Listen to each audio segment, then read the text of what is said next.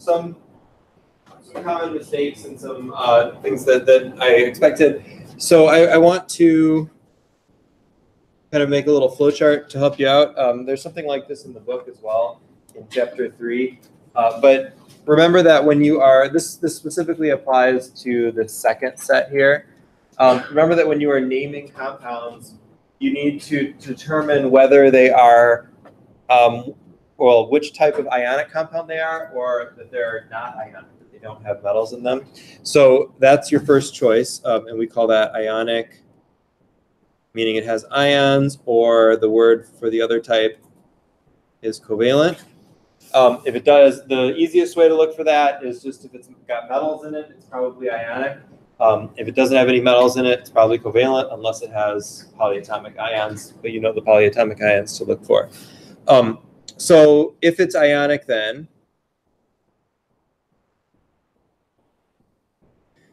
we can decide, which type is it? Is it the type that needs the parentheses or not? Remember, what do the parentheses tell us? Like up here, that chromium 3 carbonate or tin 2 fluoride. What does that tell us? We wrote some of those compounds last week, or no, 2 weeks ago, I guess now. That's the charge on the ion, right? You're gonna say, yeah. So that's the charge on the ion. So for some of the metal ions, the charges are not always known. We can't figure it out from the valence electrons. So they have to be specified in the parentheses. So when you're going the other direction and you're doing the naming, as you probably read, you have to then determine what the whether or not the metal needs those parentheses to specify the charge. So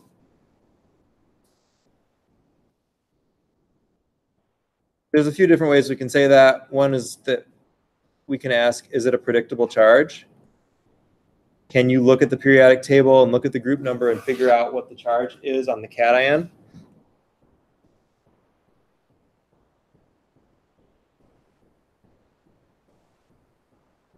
If yes, then you just name it simply with the cation. There's a different color here.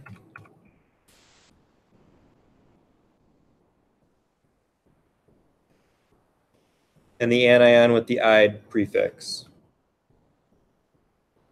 If the metal does not have a predictable charge, like all the stuff in the middle where you don't know what the charge is going to be, then you have to specify that. So you have to say cation with parentheses and the charge in those parentheses before you write the anion. Sometimes, so you have to figure that charge out by knowing the charge from the anion and figuring out how many are in the formula. So then on the other side of that, the covalent compounds, which we didn't really talk about, those are a lot simpler to name. If it's covalent,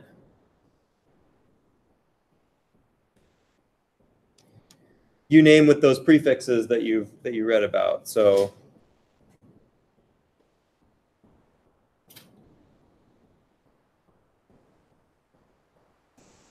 mono, di, tri, tetra, all that stuff.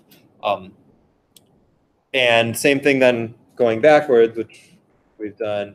You can, so for those first two, sulfur difluoride, sulfur hexafluoride, those must be covalent compounds because they're using those prefixes. So we can look at those together. Those are definitely the easiest to write down because it tells you exactly, the name always tells you exactly how many of each there are.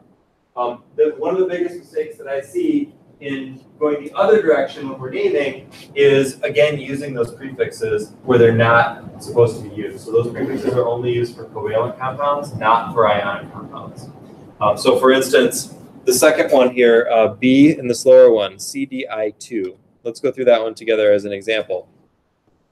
So you can look up CD on the periodic table, and what is it? Have we looked it up yet? I know. Just yell it out. It's cadmium. You don't need to memorize that. That's why we got periodic tables. So you look that up and say, okay, it's cadmium. You find cadmium on the periodic table, so we're going through this flow chart. We know it's got to be ionic because there's a metal.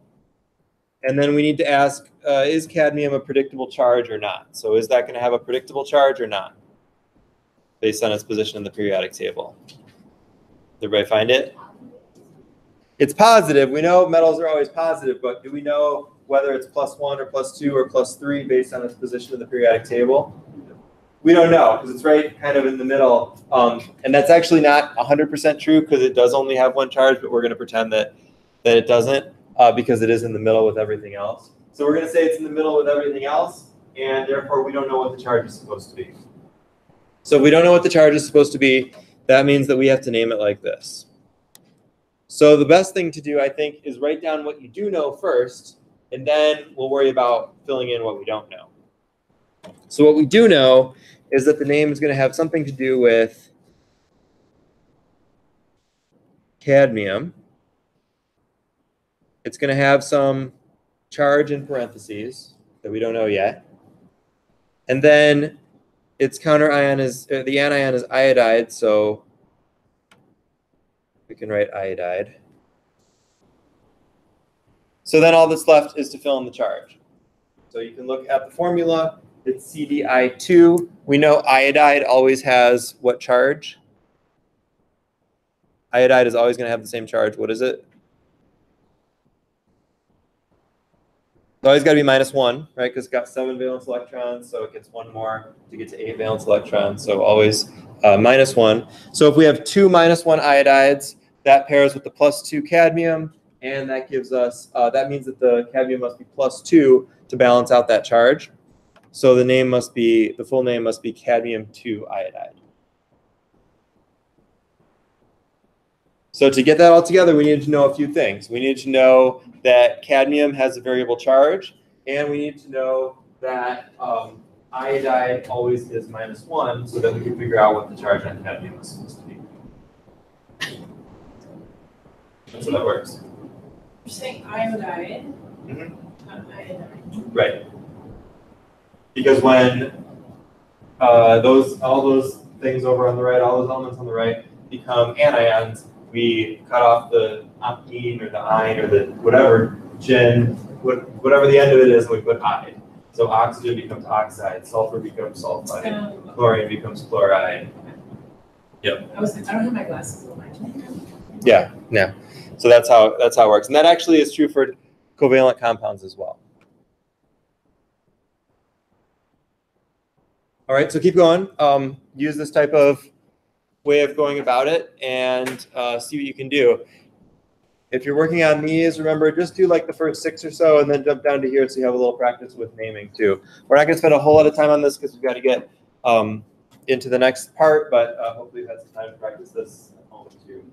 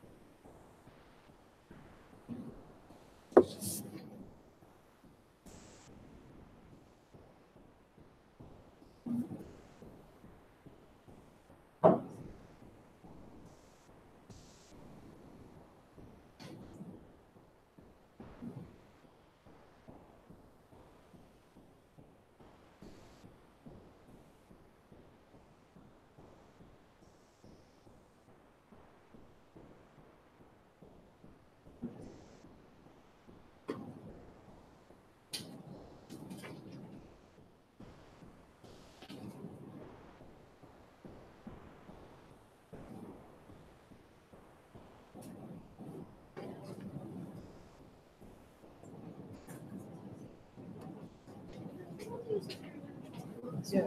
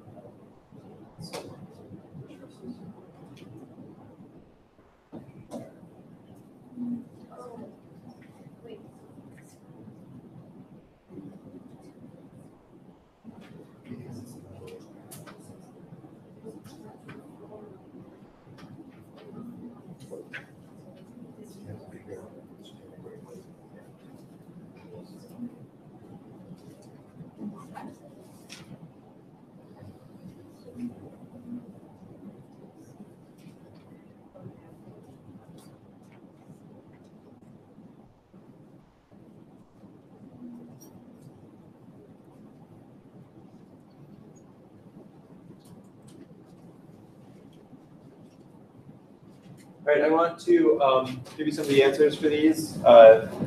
Keep working on whatever you're working, but I'm going to write down some of them, and then we can go through some if you have some questions. So I'll go back up to these. We did SF2, SF6. Sodium phosphate is Na3PO4. Lithium nitride is Li3N. Chromium 3 carbonate is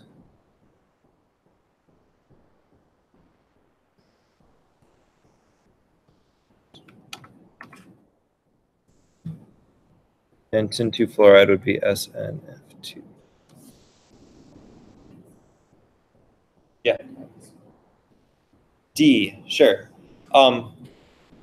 So for D, we've got lithium and nitride. So we write down the Li for lithium and N for nitride.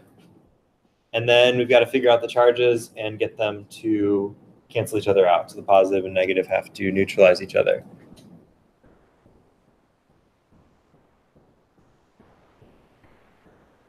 Was it nitrate you were thinking of? Yeah, this is a tricky one. So there's a few polyatomic ions that sound a lot like the monoatomic ions. So there's nitrate, which is NO3 minus 1, and there's nitride, which is N3 minus. There's also sulfate and sulfide. It's another tricky one because they're so similar. So watch for that. This nitride, that makes a big difference. But it's not nitrate. So anyway, while we're doing this, so we'd figure out that lithium is +1 from its valence electrons. We figure out that nitrogen is -3 from its valence electrons. So we need 3 of the lithiums. We need 3 of those to balance out the -3 from the nitride. So the formula ends up being Li3N. Any other questions on those 6? Okay. Let's move down to the naming then. I'm going to move my chart out of the way a little bit so we can write the names. Maybe. Maybe not. Okay, I guess not. So this one's going to be copper 1, chloride. CdI2 we did. HI would be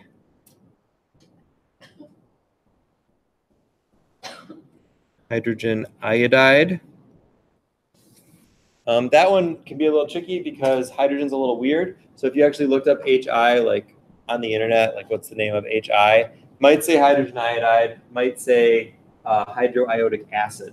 Those are actually two different things. If the compound, if it's just a pure compound of HI, that's hydrogen iodide. When you dissolve it in water, it becomes hydroiodic acid. So like when we're naming the compound, we just name it like this, but just beware. Same thing like HCl. We've used HCl a few times in lab now. We know that's hydrochloric acid, but it also exists as a pure compound, as a gas, called hydrogen chloride. It's only when it's in water that it becomes the acid.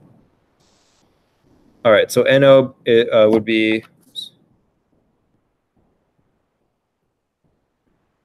nitrogen monoxide. We use that prefix because there's no metals here, so it's not just nitrogen oxide. That would imply that it is a metal and non-metal, an ionic compound, and that's not what we've got here. And then NF3, same idea. That would be nitrogen trifluoride. And then N2Cl2, dinitrogen dichloride.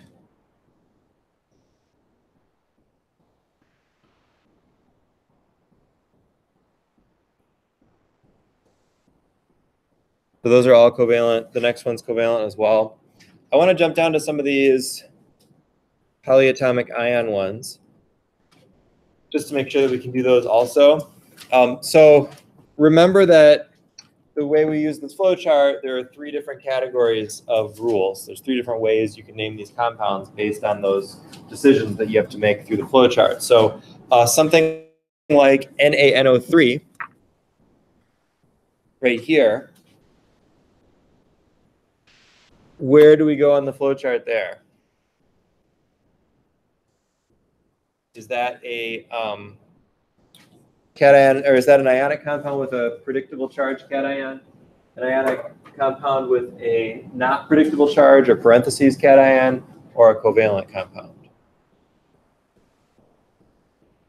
Which category are you going to put it in?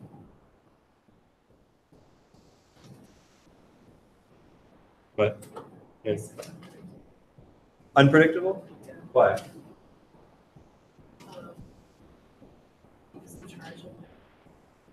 Well, is it? That's what we're asking. So let's keep those. Let's make those choices separately. So the first choice is it ionic or covalent? You're saying it's ionic. Why? You're right, but why? Because it is on the periodic table. Yeah, because it's to the left of that stair-step line, so we know it's a metal.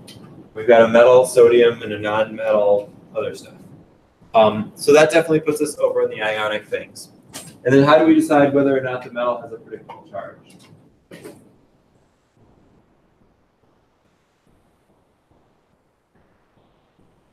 It's what? Yeah, you look where it is on the periodic table, but what information are you trying to get from that?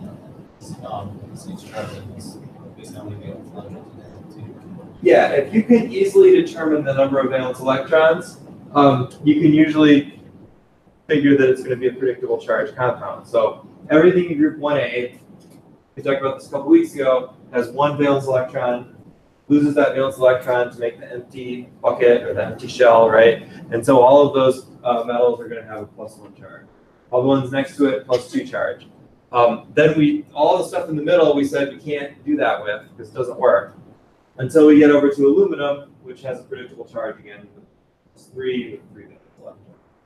So anything that is not in group 1A, group 2A, or aluminum, we can say is unpredictable, goes with the parentheses.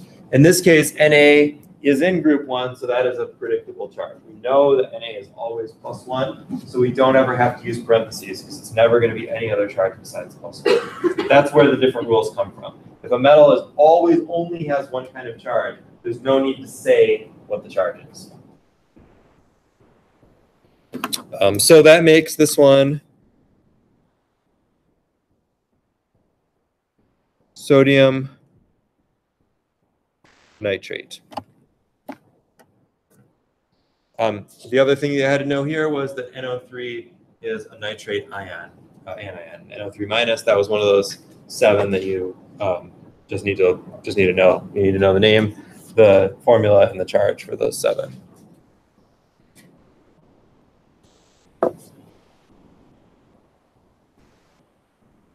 All right. So keep working on this stuff.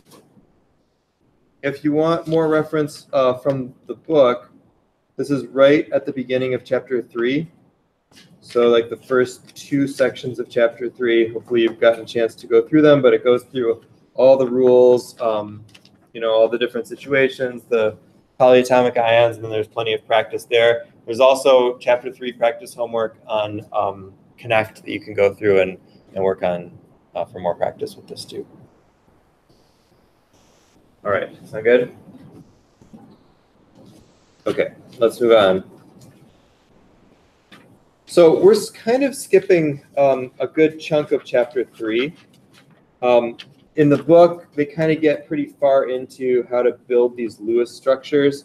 And if you go on in chemistry, that'll be important. But as people who are not going on in chemistry, I don't think it's worth the time, or we didn't think it was worth the time to really do that in detail. So we're going to just talk a little bit about what that stuff is, and then get to some more interesting stuff.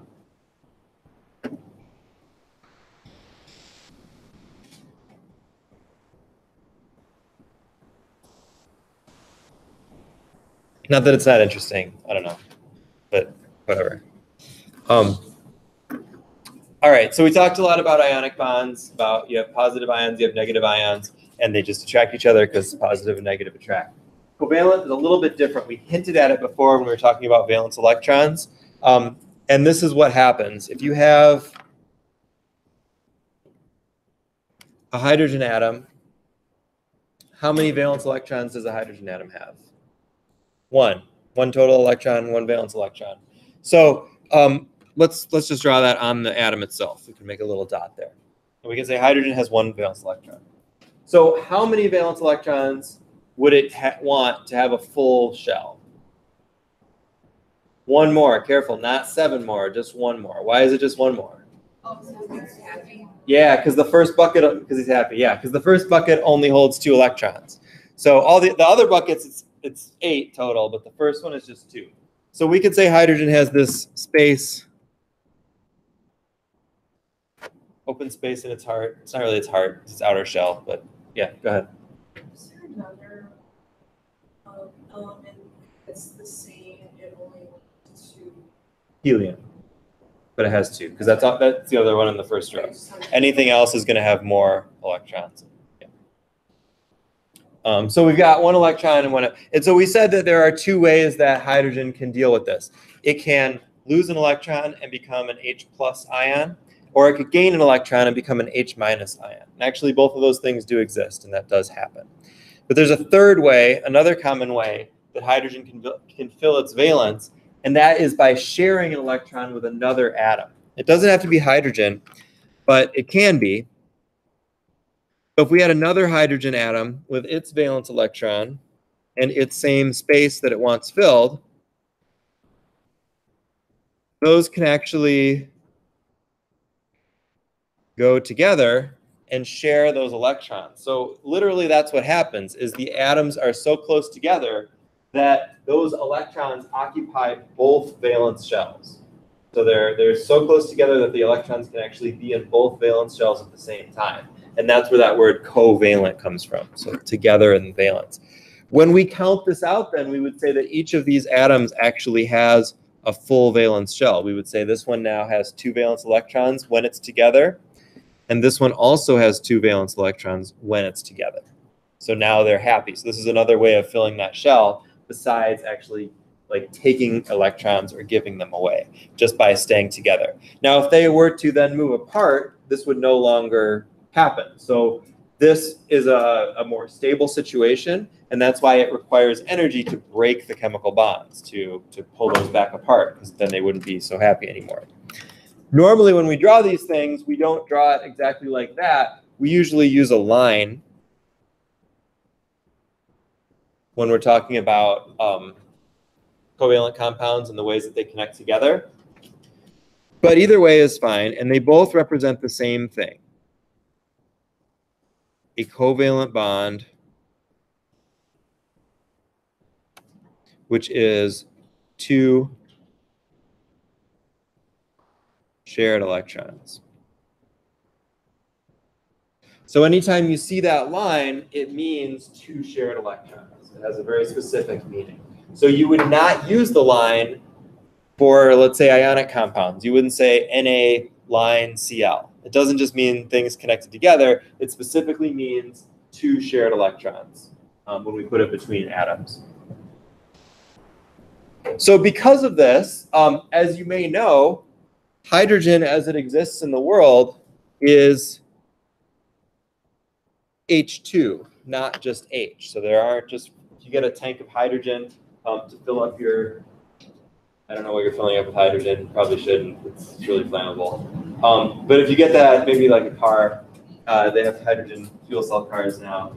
But anyway, that hydrogen is not just H atoms freely floating around, it's H2 compounds. It's covalent H2 molecules floating around, and that's because of this situation.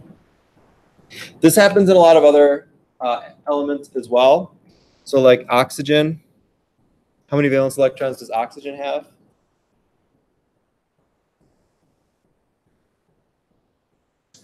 6, yeah, 6 valence electrons. So if we draw that on there, let's draw them in pairs. And how many does it want to have a full shell? 8, so it needs 2 more, right? So one way we talked about that happening was gaining 2 electrons and becoming oxide, which is O2 minus. But another way it can do this is by making these covalent interactions with other atoms. So it could make interactions with hydrogen, for instance.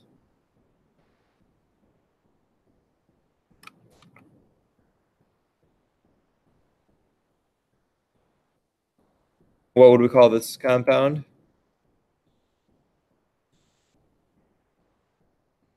Yeah, that would be H2O or water. So we could draw it like that. And now we could say that oxygen has all 8 electrons, but also each hydrogen has the 2 electrons that they want. And we know this is a very stable compound. This is H2O or water. And again, we usually don't draw it with the dots. The dots can be helpful when we're thinking about the valence electrons, but we can also draw it with lines. And then sometimes you'll see it drawn with those leftover non-bonding electrons too. So oxygen is going to have some valence electrons that are not involved in covalent bonds also. Oxygen bonds with a lot of stuff, not just hydrogen. It can bond with itself, just like hydrogen.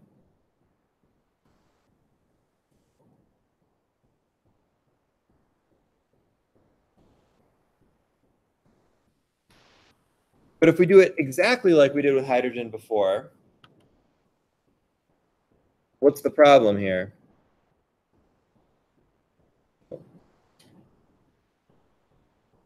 Anybody see a problem? Yeah.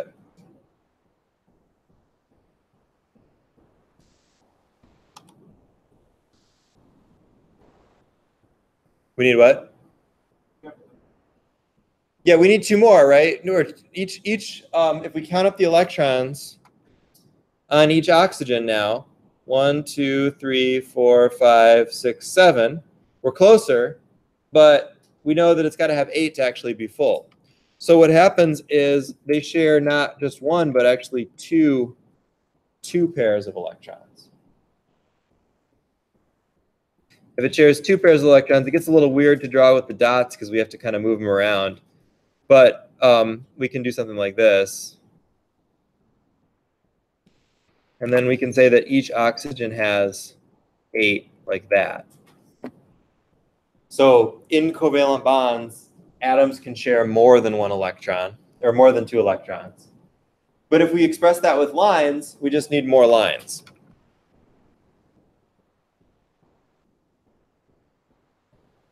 So we would draw this with two lines, and we call that a double bond.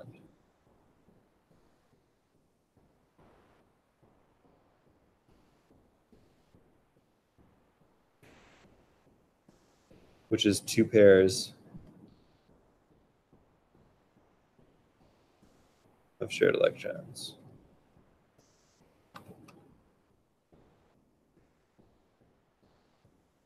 All right, see how that works? Okay. So one thing you can do then, and you'll see it in the book, is you can use this idea to build up structures. So if you see a chemical formula like some of the ones that we were messing with up here, like SF2 or SF6, some of these covalent compounds, you can actually figure out how they might be connected to each other just by following these same sorts of rules. You're going to run into some problems because it gets weird, because like SF6, if you're connecting 6 of them, it's going to be more than 8, and that's because of some other stuff. So that's the kind of stuff we're going to skip. But you can do that. The other thing that we're going to skip for now, but we are actually going to come to it a little bit later, is that the other thing you can predict is the shape of the molecules themselves. So based on how many things are connected, you can predict what the shape of that molecule is going to be. We're not going to go through and memorize all those shapes and things, but we are going to use that later when we talk about polarity. All right, so let's get into that.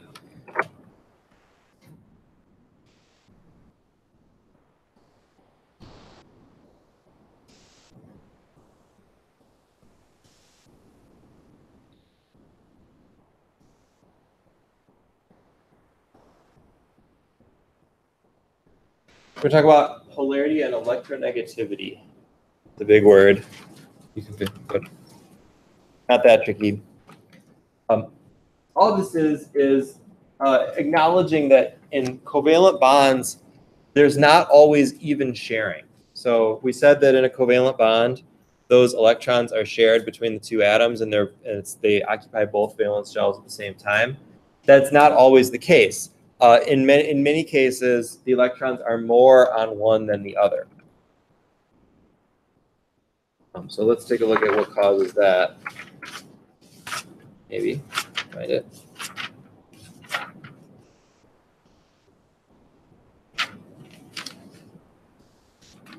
You know what? No, we're going to skip that for now, because I think in this book it doesn't come up until later. Sorry, hang on a second. Just don't want to get everybody confused.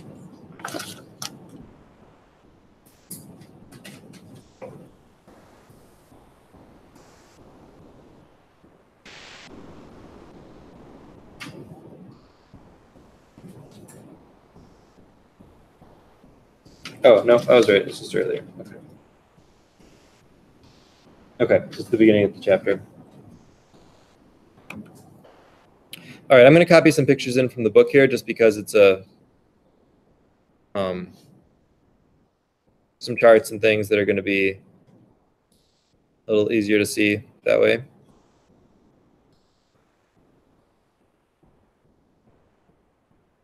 If I can get to it again here.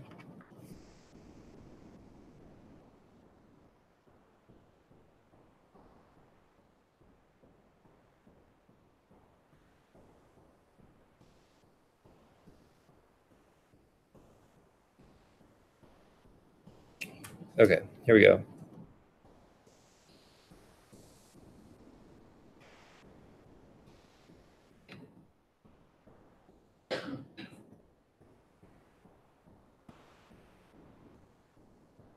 So if we look at an HF molecule,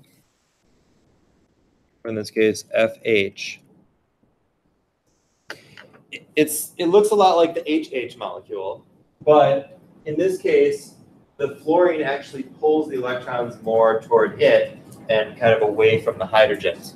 So the fluorine ends up having more of the electron over on that side and less of the electrons over on the hydrogen. And this creates a little bit of difference in charge. So an ionic compound, there would be a clear, obvious difference in charge. You have your cations that are positive and your anions that are negative.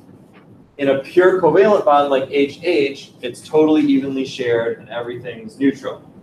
In a polar covalent bond, it's kind of in between. Because if the electrons are over on the fluorine side, they're creating this partial negative charge.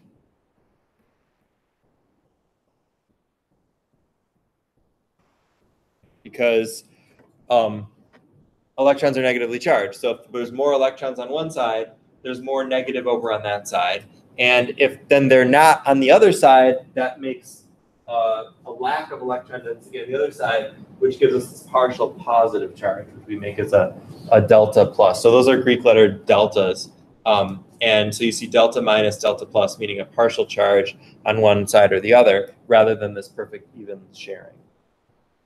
You can measure this based on how the compound behaves and come up with a measure of how much one element pulls versus another element so that you can start to predict when this would happen. And the quantity that does this is called electronegativity. So I'm going to pull this chart of electronegativities in.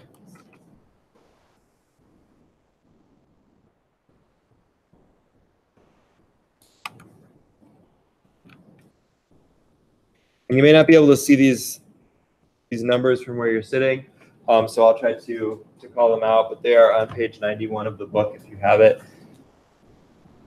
These are just numbers. They're called electronegativity, and they're just numbers that tell us how strongly do each of those elements pull the electrons when they're in a bond. And for our purposes, and really for most people's purposes, we only really care about this kind of up in this area. Why do you think that is? Why can we kind of ignore the electronegativities on the rest of the periodic table? Ideas?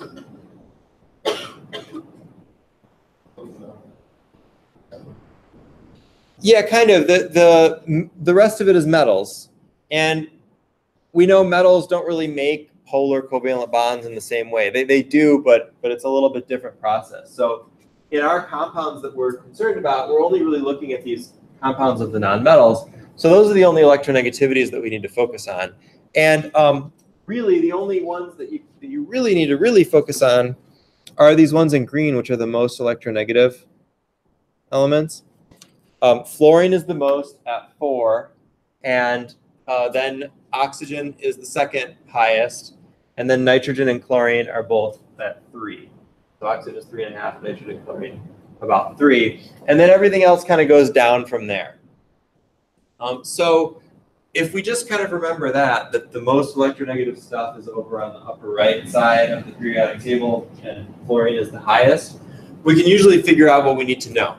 So for instance, one thing we often want to know is the bond that we're looking at polar or nonpolar? So is there, are the electrons being pulled more to one side or the other? Let's look at an OH bond, for instance, like in water. If we're looking at the OH bond, we want to know, are the electrons shared evenly, or are they pulled to one side or the other more? And if so, which side are they pulled to? So we would think about our electronegativities and say, all right, well, do we expect that one of those atoms, either O or H, is more electronegative than the other? So what do you think? Would you expect that there's a difference? Even if you weren't looking at the table? You probably would, right? Because hydrogen's over there. Even though it's not quite a metal, it's still kind of over there. And we know oxygen is one of the most electronegative elements. So anything bonded with oxygen is probably going to have a pretty big difference. And so where are the electrons going to go? Toward the oxygen or toward the hydrogen? Toward the oxygen, because that's the higher electronegativity. So we can say that in any OH bond, we would expect a partial negative charge on the oxygen and a partial positive charge on the hydrogen, and that makes a polar bond. We would say this bond is polar. A polar covalent bond.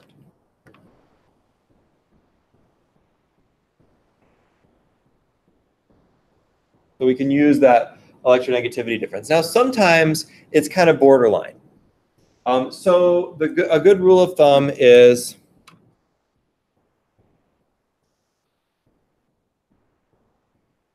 if the difference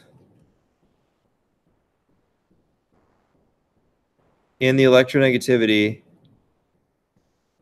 is more than 0.5,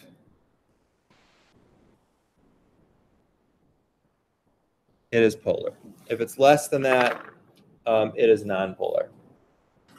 Actually, we can say greater than or equal to. So if you actually have the numbers, and if you look up the numbers, you can make this distinction based on subtracting the two numbers and figuring out whether that would be polar or not. If you don't have the numbers, you have to use your best guess based on the trends that you know, that the really high ones are O and F, and then everything else kind of goes off from there. So if I asked, is a CH bond polar, that one might be tricky to figure out without knowing the numbers, because H is kind of a weird one over on the left, and C is right next to N. So let's actually look at the numbers and figure it out. Carbon is 2.5, hydrogen is 2.1. So is that polar or not? It's not. It's just under that 0.5 threshold.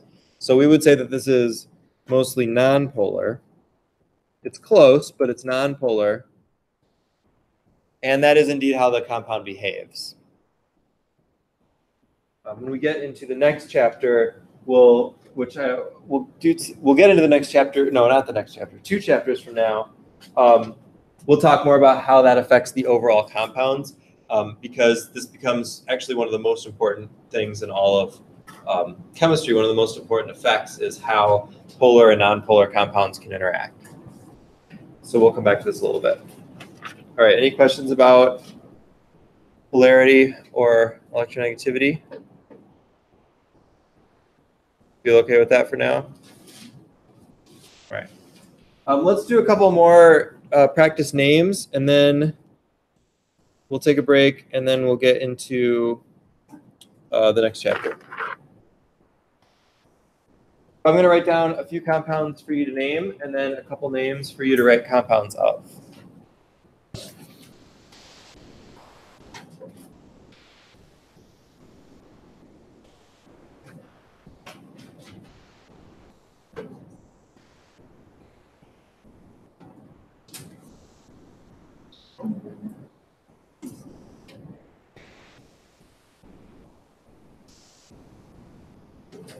Oops, that's not right.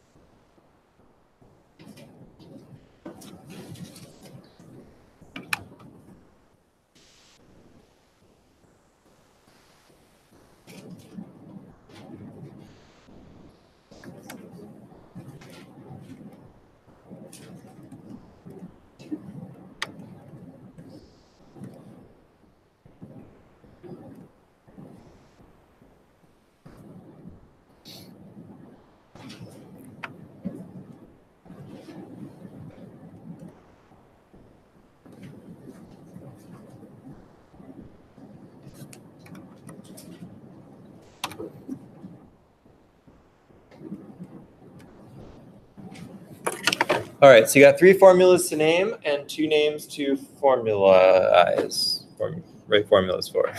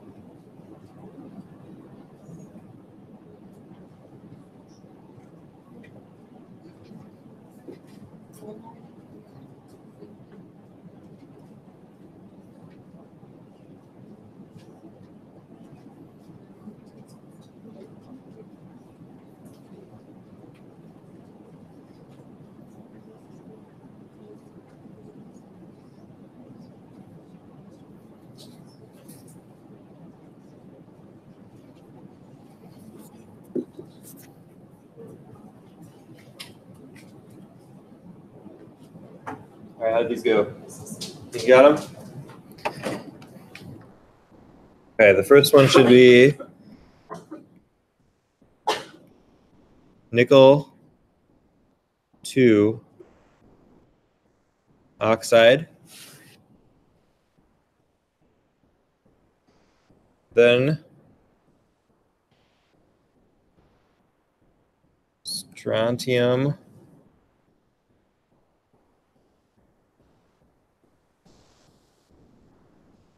phosphate. No number there because it's in 2A, so we know the charge has to be +2. The third one is going to be sulfur trioxide. That one's covalent, no metals there. So then moving on to the formulas, titanium 4 oxide would be TiO2. Because if titanium is +4 and each oxide is -2, we need 2 oxides to go with the +4 titanium.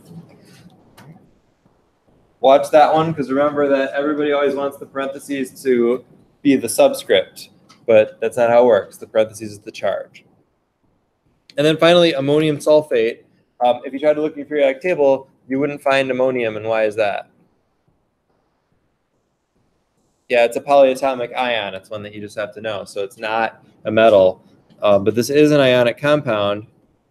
So this would be NH4 to SO4.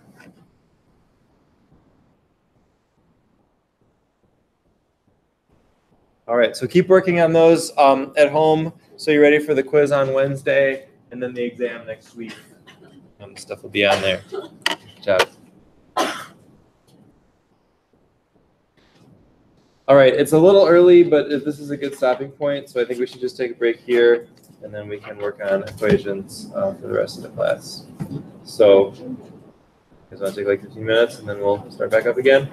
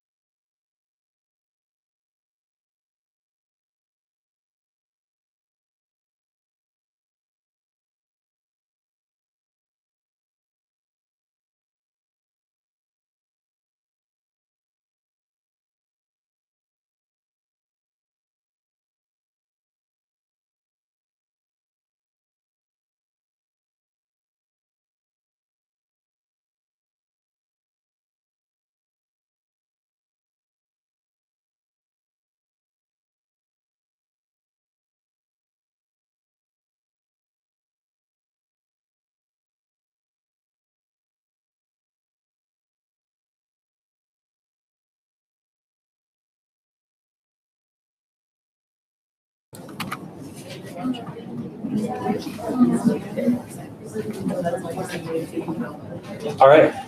Everybody good? Okay. Let's keep going. So chapter 4 is the last thing that we'll do that will be on the exam next week. We'll go past into the next chapter after this on next Monday, but it won't be on the exam. That's just because of how our schedule is. We have to do the whole week of stuff on Monday. So next Monday we'll be into the next chapter, but that won't be on the exam. But chapter 4 will be. So no review guide, just everything is done. Yeah, this is your review guide. So make sure you can do all those things. And I would say be a little careful with this too.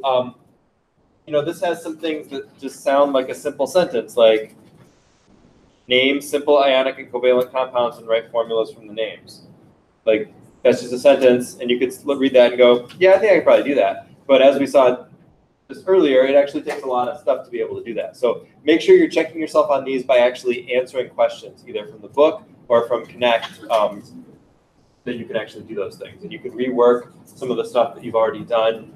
On Connect also, you can access, I think you can still access the quiz from last week, and this week's quiz will be there too.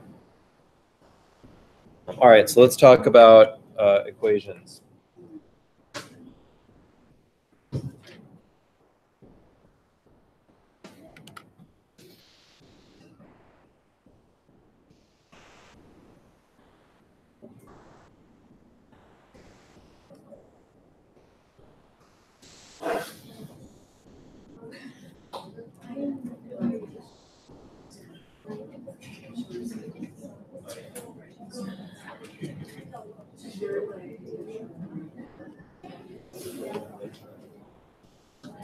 All right, have you seen something like this before?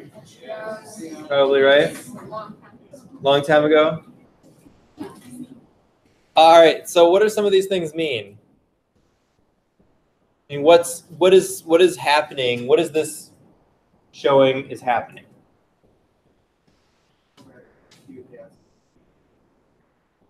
Yeah, so two things are coming together to form one. We can say that about this.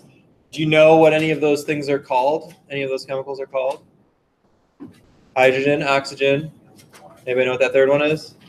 Water, yeah. So this is showing hydrogen and oxygen combining to form water. And this is a chemical equation.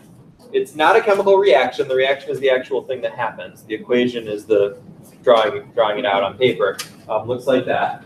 So we start with some things on the left, and the arrow tells us that those then become the thing on the right. And I think even if you hadn't seen that before, kind of figure out that that's what's going on here. All right, so a couple terms here before we get into some other stuff. The stuff on the left, the stuff that you start with, is called the reactant. And on the right, then we have the product. Reactions and equations don't always go left to right like this. We will see some in later chapters that go both ways and go back and forth. But the reactants are generally the things that you start with, that you actually put in to do the reaction, and then the products are what you end up with. Other things that you can see here are this little G. What is that for? Yeah, I heard it somewhere. Gas. Yeah, so sometimes we can specify the state that the chemical is in. And there are 4 commonly used ones, even though there are only really 3 states. But there's G for gas. There's L for liquid. S for solid. And then AQ is our 4th one. Yeah, that stands for aqueous, which means dissolved in water.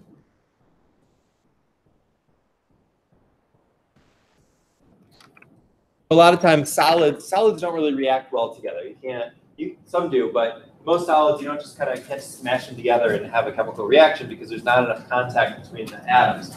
So you dissolve them in water first, you mix the solutions, which you did a bunch last week in lab and we'll do more this week, and then That's how the reaction happens. So that AQ is for when things are dissolved in water. So if you see NaCl with a little s, that means it's like solid salt, table salt. If you see NaCl AQ, that means salt water. The salt's dissolved in water. All right. Does anybody see a problem with this equation? What does that mean?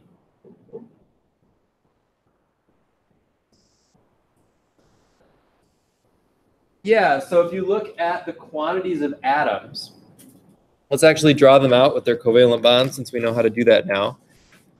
Hydrogen is HH and oxygen is OO with a double bond. And then H2O is like this. And if you think about that,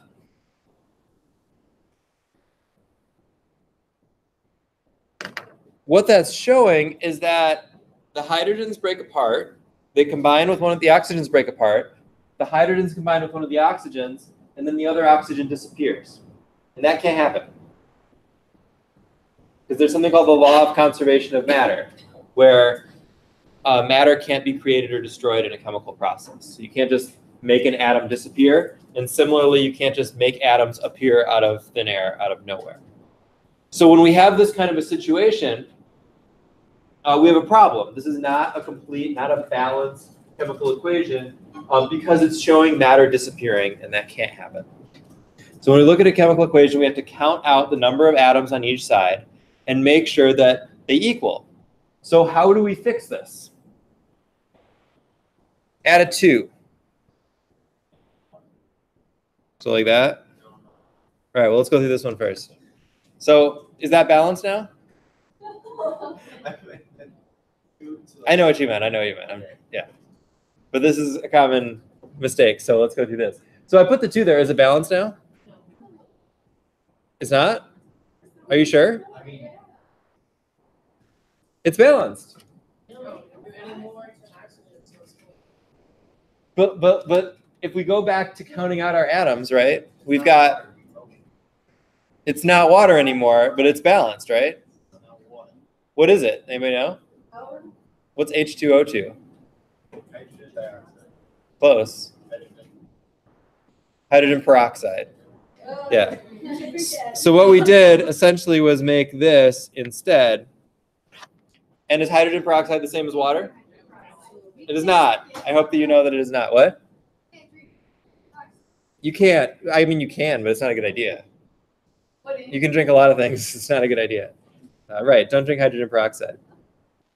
So what that tells us is if we want to bring this into balance, we never change the subscripts. Because if you change the subscripts, the little numbers on the bottom, you change the identity of the compound. You take what was water and you turn it into hydrogen peroxide, and that's not okay. So what we're really saying here is not that oxygen is disappearing, nor is it that we've made the wrong product, but just that they're not reacting actually in this exact ratio. So we can't say that one molecule of hydrogen reacts with one molecule of oxygen to make one molecule of water. That doesn't work because it makes this weird situation where one of the atoms is missing.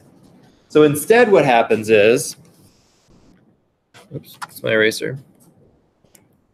We can say that 2 molecules of hydrogen react with 1 molecule of oxygen and make 2 molecules of water product. Right. So that works now. If we count this out, we've got 4 hydrogens on the left, 4 hydrogens on the right. 2 oxygens on the left, 2 oxygens on the right. So everything balances now. And we haven't changed the identities of any of the compounds. We still have hydrogen, we still have oxygen, we still have water. So the way that we express that in the equation is by putting numbers out in front of the compound. So we say that we take 2 hydrogen molecules and 1 oxygen molecule, and we make 2 water molecules. And that's a balanced chemical equation. All right. So with this particular one, that was maybe not so hard. You could, if you played with it a little bit, you could probably figure out that you needed 2 of the hydrogens and then you'd make 2 of the waters. But a lot of times, equations are more complicated than that, And it's not easy to see how you're supposed to change the numbers to make it work out. So let's try one of those and do it more systematically, how you would actually solve a problem like this and balance the equation. So here's an equation for the combustion of propane. So this is propane gas, C3H8, like in the tank in your grill or wherever. When it combusts, it reacts with oxygen gas. And the products, ideally, are carbon dioxide gas and water vapor.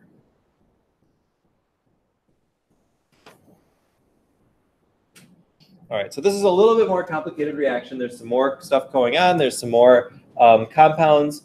So if we want to balance this equation, it maybe doesn't work to just kind of look at it and say, well, we need a little more of this, we need a little bit more of this. So we need to do it a little bit more systematically.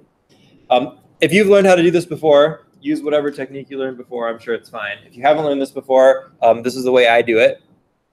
So the first thing I always do is make an inventory of how many of each atom we actually have. So we've got on the left side, on the reactant side, we have 3 carbons, 8 hydrogens, and 2 oxygens. So we're splitting everything up and figuring out how many of each individual atom do we have.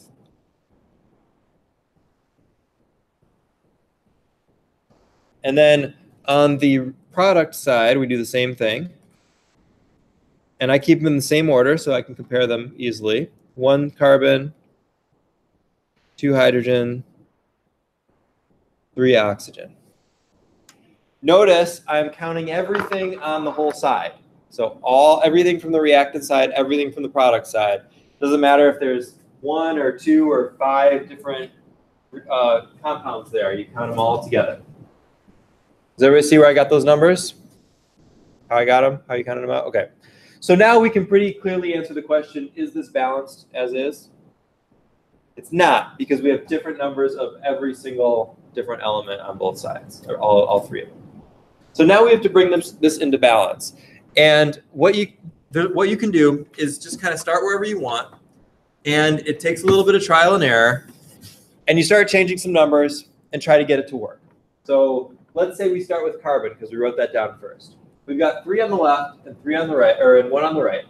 So we say, what number could we put in front of a compound to make those equal? So what would you put in front of a compound to make those equal?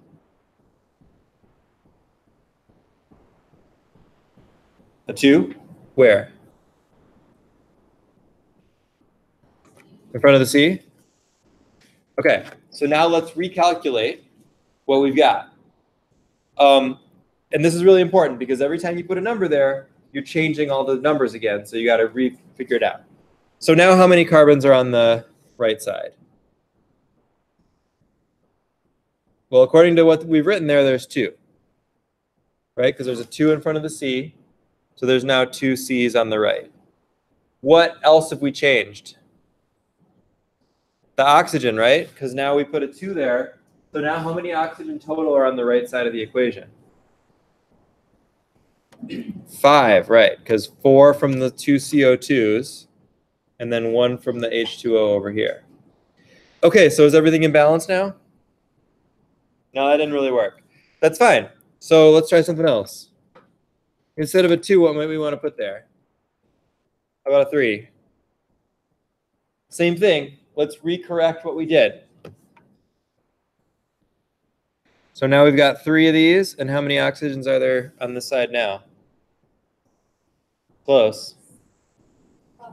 7, because don't forget about the 1 from water. Okay, so now we're getting somewhere because the 2 carbons are equal. We've got 3 on the left and 3 on the right. Notice it was not a big deal to write the wrong number there and check that out first. Doesn't hurt anything. You can always try some stuff out, write some wrong numbers, see if they work, and then cross them out when you find better numbers. There's no need to write down exactly the right numbers on the first try. So now we've got carbon into balance. We want to say, all right, can we balance one of the other ones without changing the carbon? So we can go to hydrogen and say, well, we got 8 on the left and 2 on the right. How might we change how might we add a number to bring those into balance? Put a 4 where? In front of H2O. Okay, let's try that. So then we need to recalculate again. Instead of 2 hydrogens, we have now 8, 4 times 2. And then instead of 7 oxygens, what do we have now? 10, 6 from the CO2, and then 4 from the H2O. Okay, getting closer. Carbons are balanced, hydrogens are balanced. Can we balance the oxygens without throwing everything else off? I think so. How would we do that? Yeah, I'd put a 5 here, which gives you 10 on this side. And then we can look at our numbers, check everything, make sure it all works.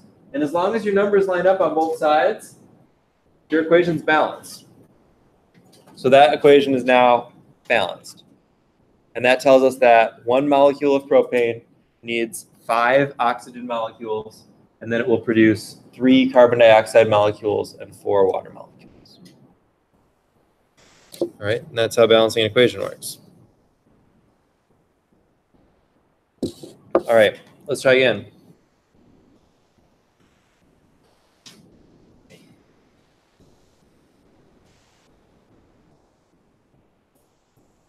Sometimes you don't get compounds, you don't get the formulas, you get names. So let's try that.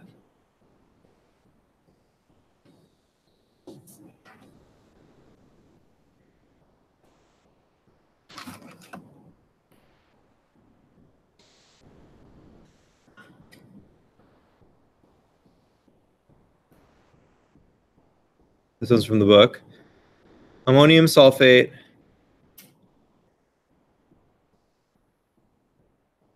reacts with lead 2 nitrate to produce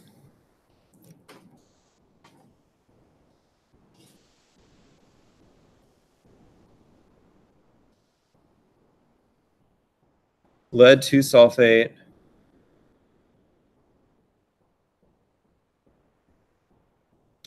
and ammonium nitrate. And we won't worry about the phases for now. But see if you can work together with somebody or as a group at your table to come up with a balanced equation for that chemical reaction.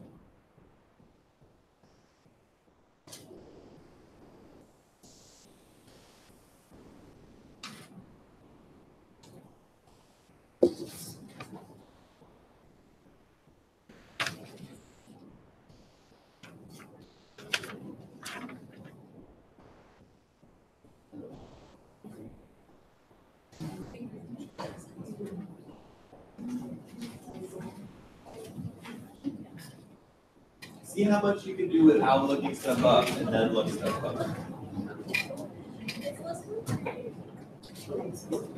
Yeah, right.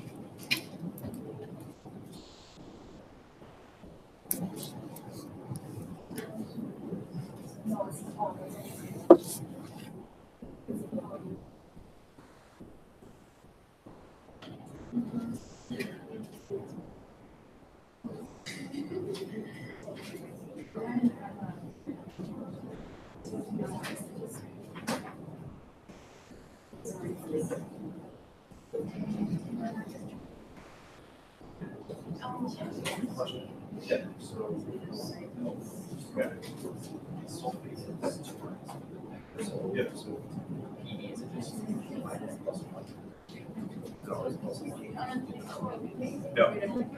No. The charge is given. It's the 2 nitrate. Oh. So in the middle, it has to be specified.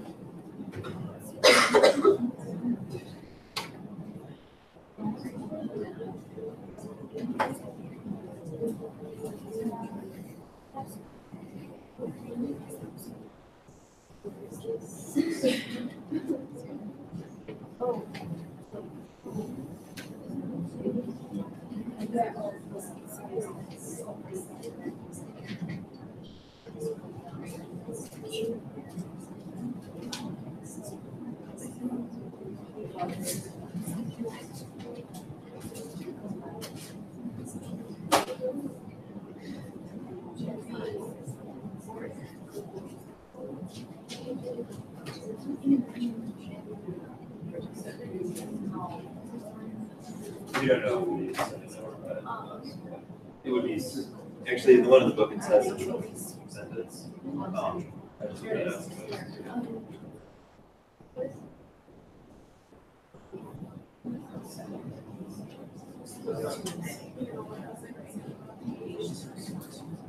So you're close.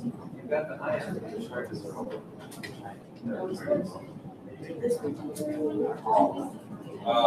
Almost.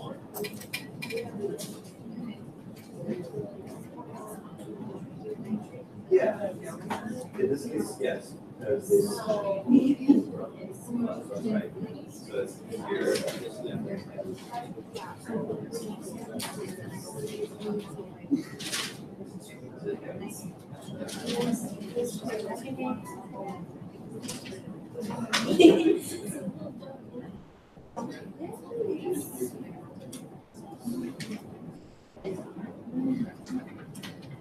All right, I want to give you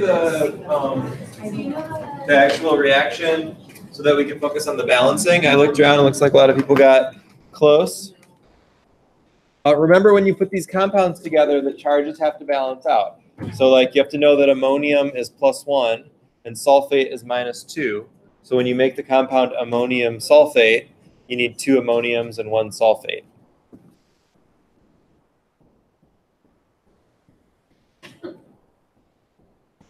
Okay, so that's ammonium sulfate. Then lead 2 nitrate means lead +2, or lead 2+, and since nitrate we know is -1, we need 2 nitrates to balance that. And then we've got lead 2 sulfate, which would be PbSO4. Since sulfate is -2, lead is +2, so they go together 1 to 1. And finally, ammonium nitrate.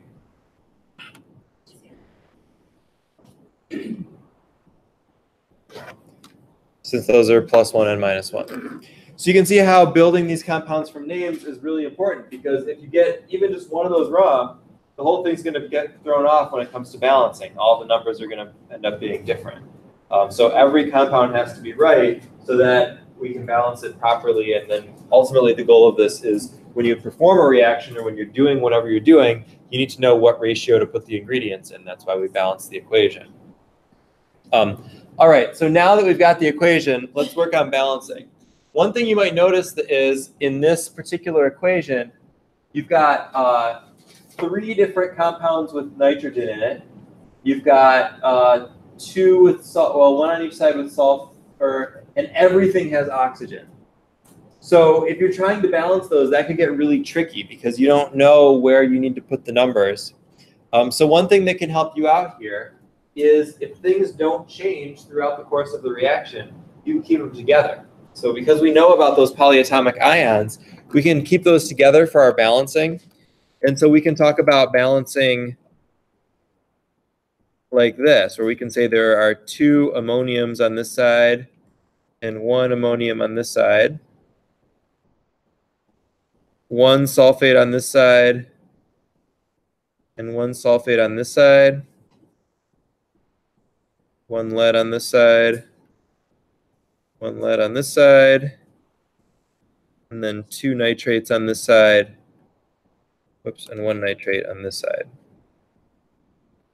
You don't have to do it that way. You can just go atom by atom. What? Yes, this makes it easier. You could still do it by splitting it up atom by atom, and you can still get it to work. But this makes it a little faster and a little easier when you can keep them together.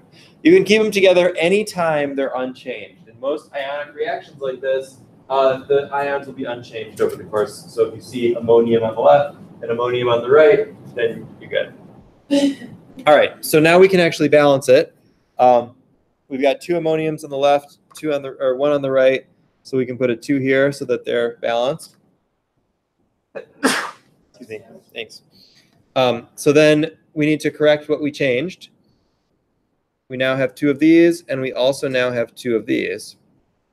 And that actually takes care of it. And that's it. Done. It's balanced. All the numbers are line up now.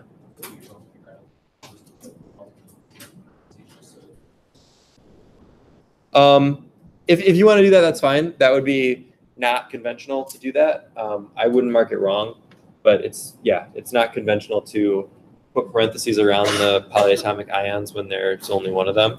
But if it helps you, yeah, I don't see that there doesn't seem to be a problem with that. Test out something like that's how we were. No, it'll be paper. It'll be like a regular paper. And then test. also it will be like this, like ammonium sulfate reacts. Yeah, you'll probably see something like this, like that on the exam. Yeah.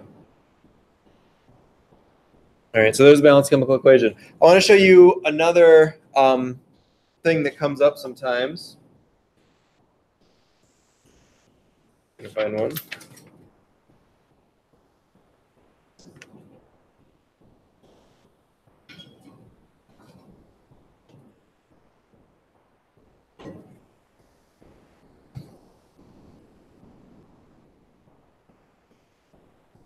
Let's try this one. It's very similar to the one we did earlier. Instead of propane now, we're using butane. So this is the combustion of butane. So instead of C3H8, it's C4H10.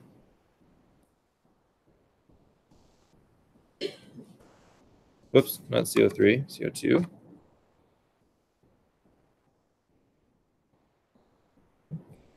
So see if you can balance this one. And I'll just warn you, something weird comes up a little bit in your balancing. See if you can figure it out.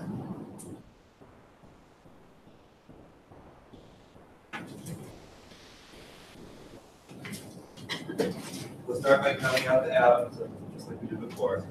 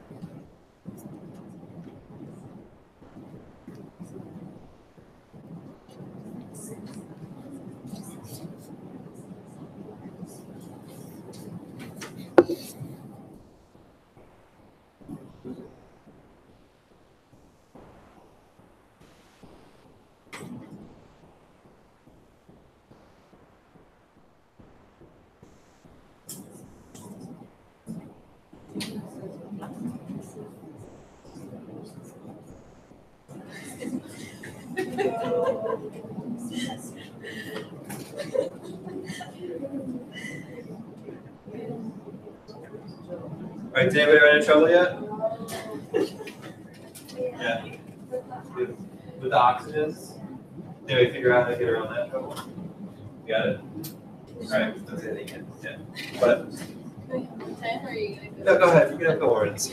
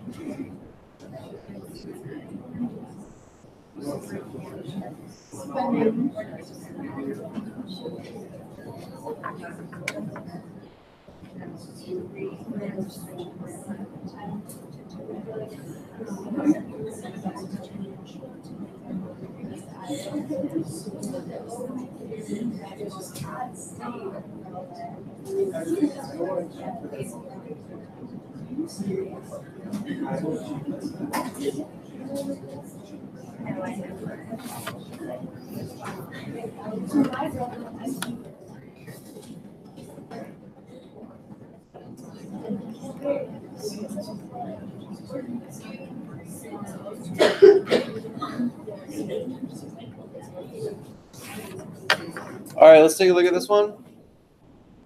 So hopefully you got this to start with, right? How many of each?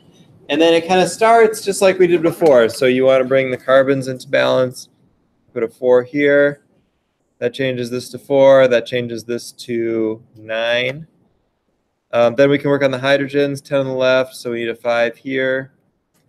And that gives us 10. And remember, that changes our oxygen count again. So now we have 8 plus 5, which is 13. And now everything's in balance except the oxygen. And if you remember last time, we ended up with 10 oxygen and we added a number here to then bring it in balance. But that doesn't work this time because you've got an odd number of oxygen on the right and there's no number that you can put here to make an odd number because you're always multiplying by 2. So what's the solution? How do you figure this out? Anybody figured it out? You people figured it out? You all figured it out? What'd you do? Yeah, so what you can do here is, don't forget that there's some trial and error involved here. You can change the number on the C4H10, which probably you maybe would not have thought to do that. And then actually the better thing to do is not only change that, but actually just double everything. Because if you double everything, they stay in balance and you don't have to go changing everything. So watch this. If I put a 2 here, that now gives me 8 of these and 20 of these. And then if I change this to 8 and this to 10, that gives me 8 of these and 20 of these. And what is that? 16 and 10 is 26. But notice that the carbon and hydrogen are still balanced. So I didn't have to go back and do anything because I just increased everything by a factor of 2. So now we can do the oxygen. We've got 26 on the left or on the right. So what times 2 gives you 26? 13. So we can put a 13 here and gives us 26. And now we're good.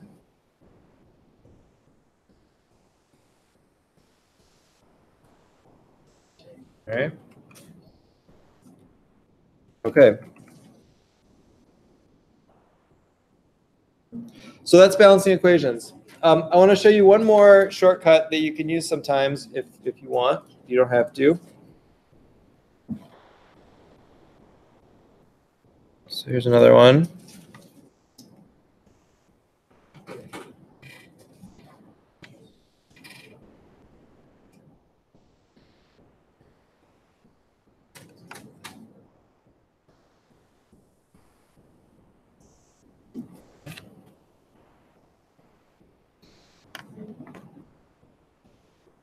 So here's another one, a kind of a bigger reaction.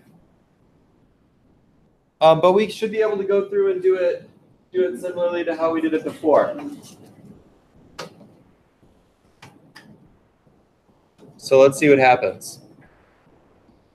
So this time, rather than count all the atoms up, let's see if we can just do it by what we say is by inspection, just by kind of looking at it. So by looking at it, I can see that sulfur's out of balance, chlorine's out of balance, nitrogen's out of balance. All the atoms are out of balance, right? Everybody sees that? All right. Let's start with, let's start on this one. Well, actually, go ahead. Why don't you give it a try, see what you can do with it.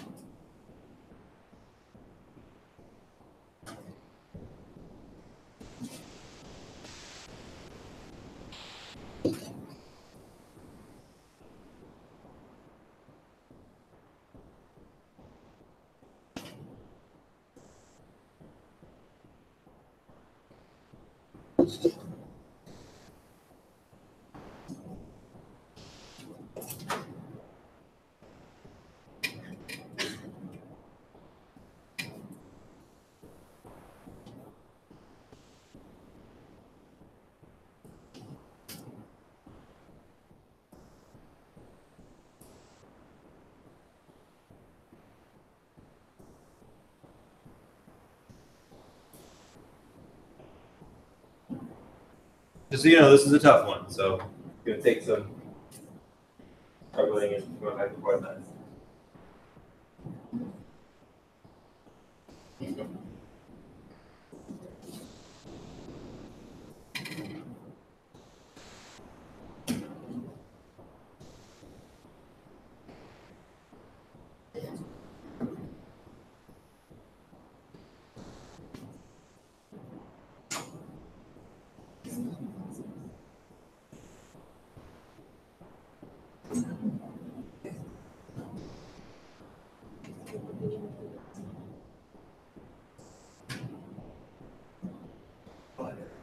Notice it's not on the left side.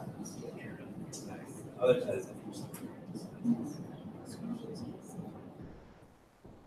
yeah, because you have to look at the individual atoms.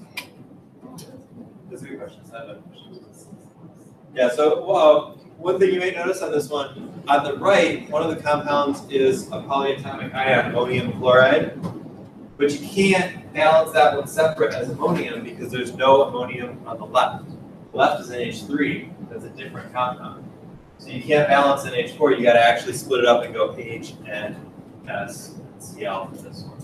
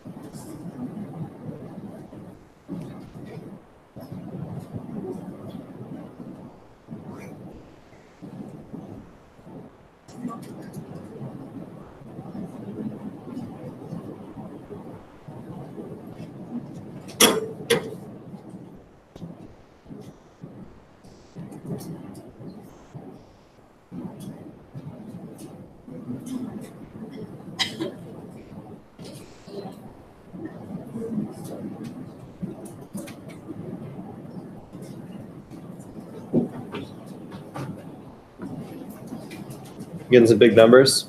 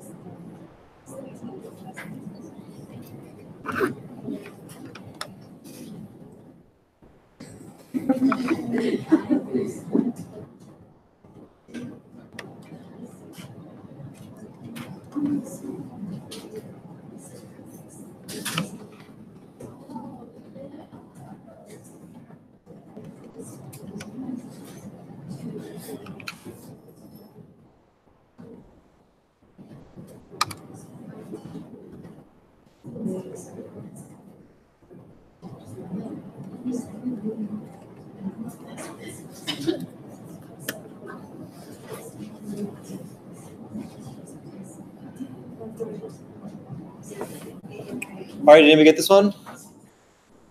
Yeah, got it? All right, so what'd you start with? What atom did you start with? I started With S? CL. Okay, thanks. I put 6. Anybody start somewhere different? Okay. Keep in mind, that's great, and I think that's where we'll start too. You don't have to necessarily start with whatever's listed first. In fact, sometimes it doesn't work well. So if you are working on balancing something and it's getting all screwed up and it doesn't seem to be balancing right, check your formulas, but then also maybe start somewhere else. So if you started with S, go back to the beginning and start with Cl or start with H. Try a different one, because maybe the whichever one you pick to start with is somehow screwing up the whole rest of the balancing scheme. That happens sometimes. I don't think that's going to happen here, but that does happen. So we've got 12 S on the right and 2 on the left. So we can put a 6 here, and that gives us 12 of these and 12 of these.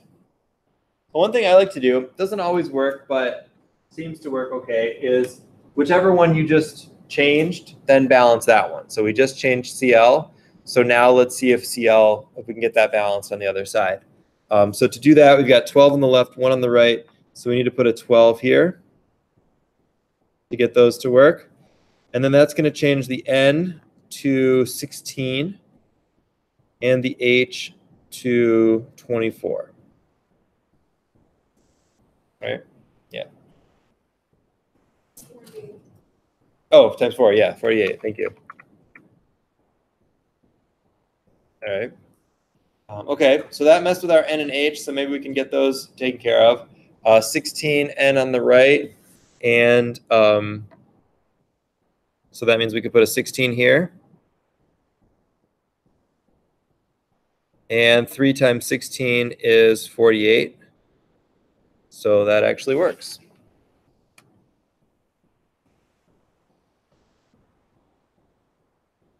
So that's the correct answer. I want to look at some of the problems that you could have potentially come into if you didn't do it this way. Yeah. Yes.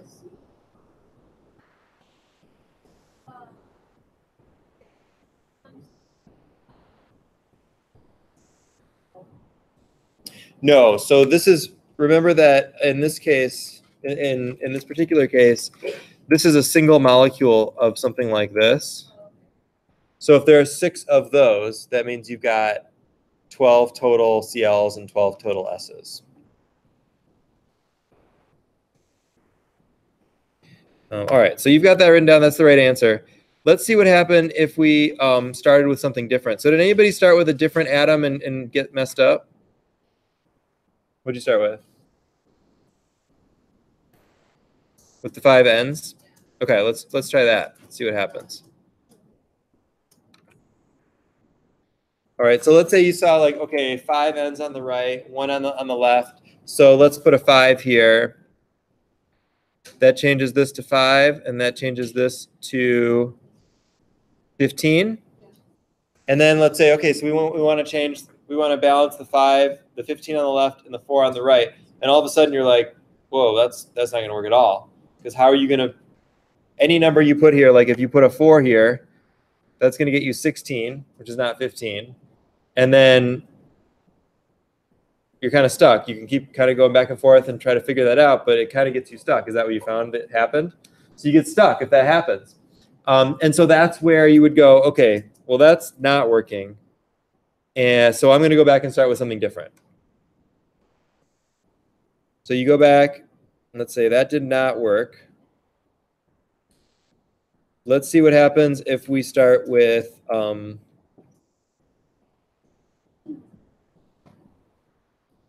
let's see what happens if we start with the hydrogen. So we've got 3 hydrogens on the right and 4 on the left. So that's not super easy to balance, but we could go 12 and 12, right? If we go 4 of these and 3 of these. So then we have 4, 12, 12, and 7. But now we're getting that same problem again, because now, okay, we have to change things again if we want to balance the chlorine, and you could get stuck again. And that's fine. There's nothing wrong with trial and error doing this. Sometimes that happens. And in this particular equation, I think it comes out that if you didn't start with S, you get stuck every time using anything else. So starting with S was kind of the key to balancing this properly. And that's really just chance whether or not you decide to start with that. So if it's not working for you and it's kind of blowing up and being crazy, go back to the beginning and try starting with a different element. So starting with a different element is one trick. Doubling the whole thing or tripling the whole thing or whatever, changing the one that starts at 1 is the other trick. And with those, you should be able to balance pretty much any equation that you want. Right? Sounds good? Okay. So let's talk now about how we go from these types of equations into actual measurable amounts in the lab. And to do that, we have to talk about something called the mole. Who's heard of this before? Anybody done some moles before? Okay, just a couple. So the problem is, I don't know if you thought about this, but okay, let's say we've got this nice balanced equation. Not that one, because it's not balanced anymore. Let's say we've got this nice balanced equation. And we say, okay, let's do it. Let's get some butane, let's get some oxygen, and let's put them together in exactly a 2 to 13 ratio. And then they should react exactly right. So let's get 2 molecules of butane and 13 molecules of oxygen and react them, and everything should be good. Why doesn't that work? Why can't you do that, like physically?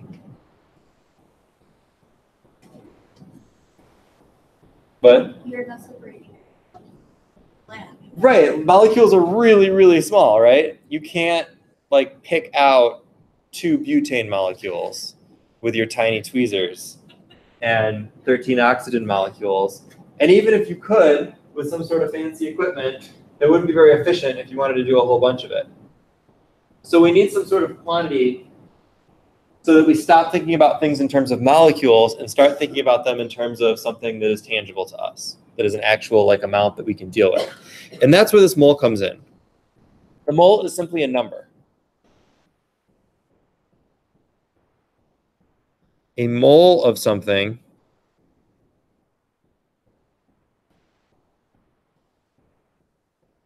is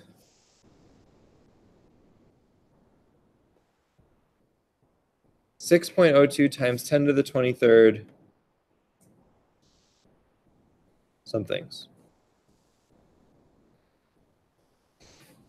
That's a really big number if you don't know scientific notation. So that is, let's see if we can count it out. So that would be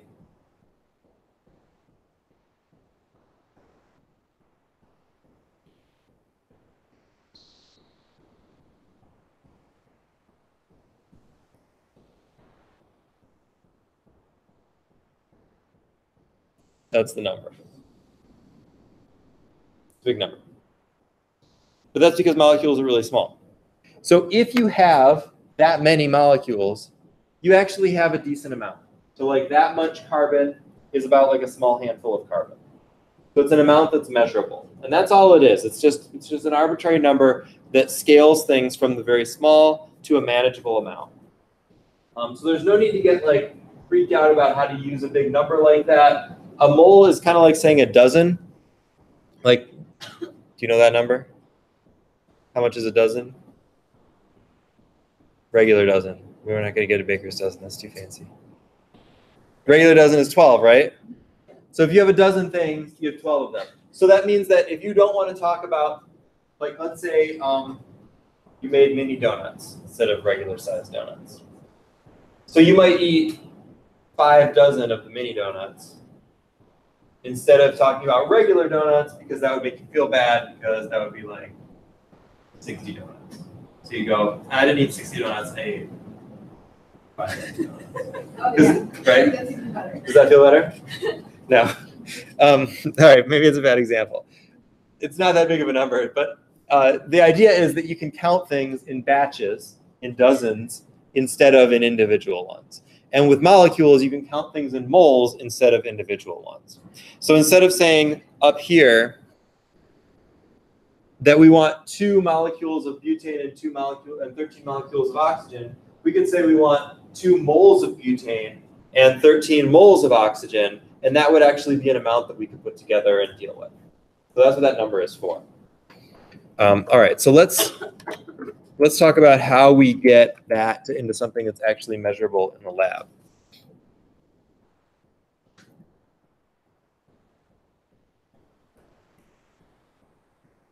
We can use what we call the molar mass.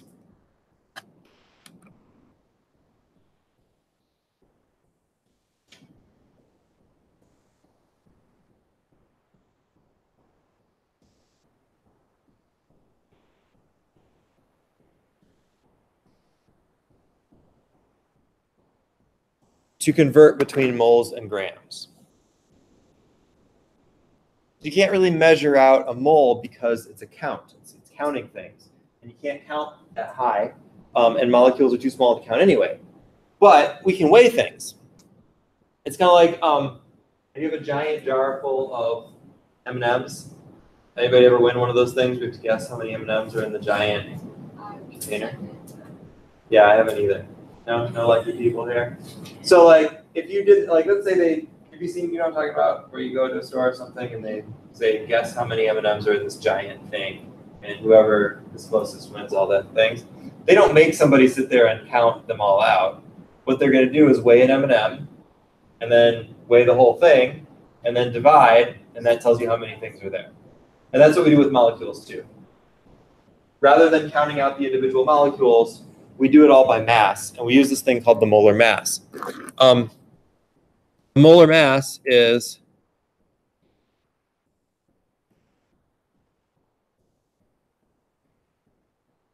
how much in grams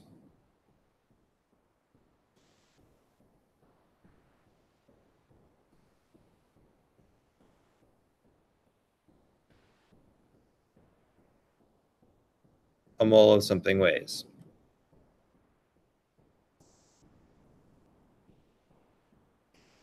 And we actually get this from the periodic table. The reason that number was chosen is to make these calculations simpler. So if we take some carbon, let's go back to our periodic table of carbon here. So carbon has a 6 and then a 12.011. Now we're going to use that bottom number.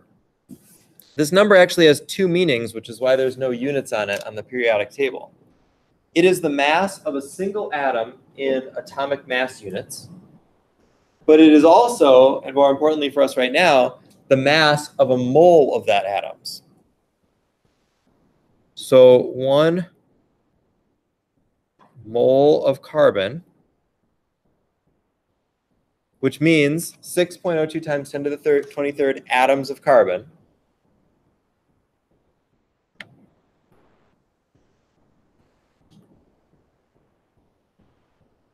weighs 12.011 grams. And that's true for any of the other atoms as well. So that allows us to count things by weighing. If we weigh out 12.011 grams of carbon, we know we have this many carbon atoms. If we weigh half of that, we have half a mole. If we weigh twice that, we have 2 moles, and so on. So we can figure out exactly how many moles we have by weighing something out, and that's really useful because that's a thing we can actually do in lab. If we have a compound, then we just add up the masses for all the things in the compound. So if we took one of these compounds that we just looked at, like ammonium chloride, you can find the molar mass of ammonium chloride by adding up the masses of the molar masses of each of the atoms in the compound. So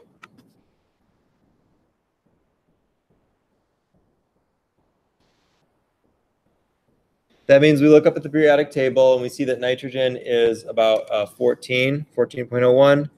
So we go 14.01.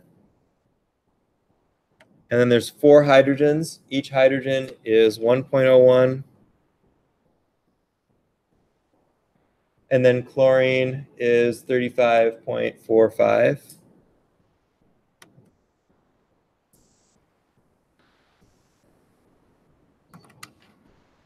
Okay, we add that all up. 14.01 plus 4.04 plus 35.45.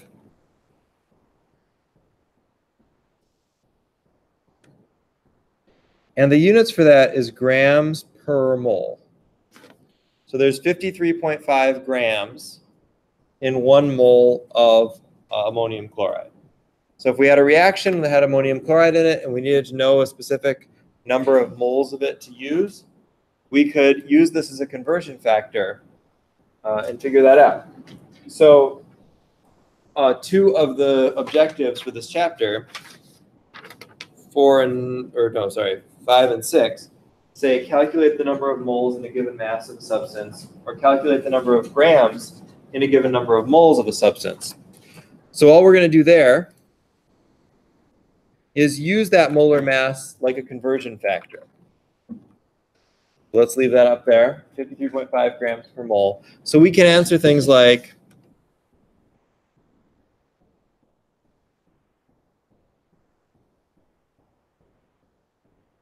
how many grams are in 2.5 moles of ammonium chloride?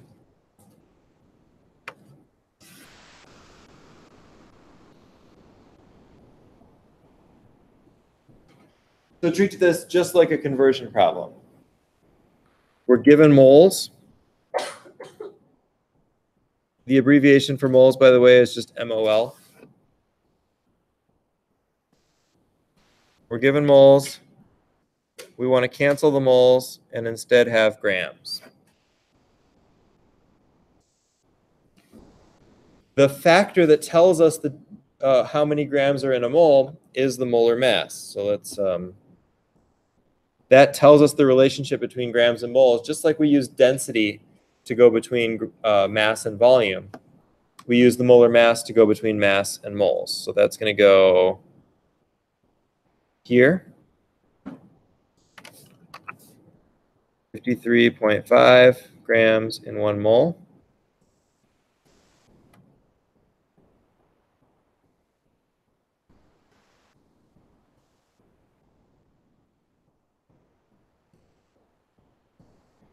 So there would be 133.75 grams in 2.5 moles. So our reaction that we're doing, we know we need 2.5 moles of ammonium chloride based on the equation.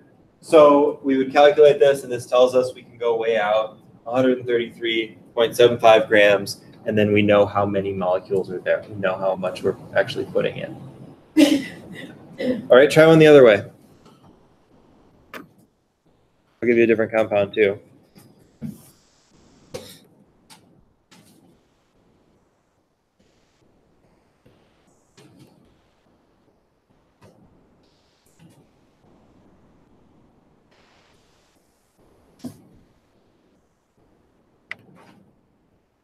How many moles are in 67.5 grams of sodium chloride?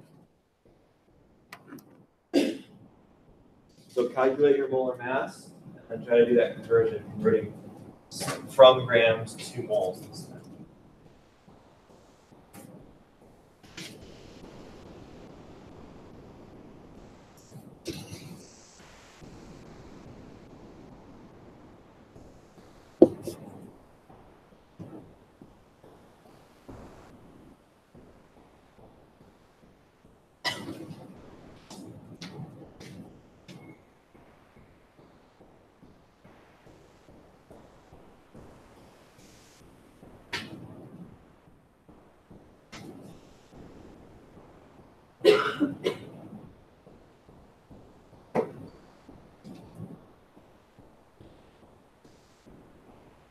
Yeah, we're stuck.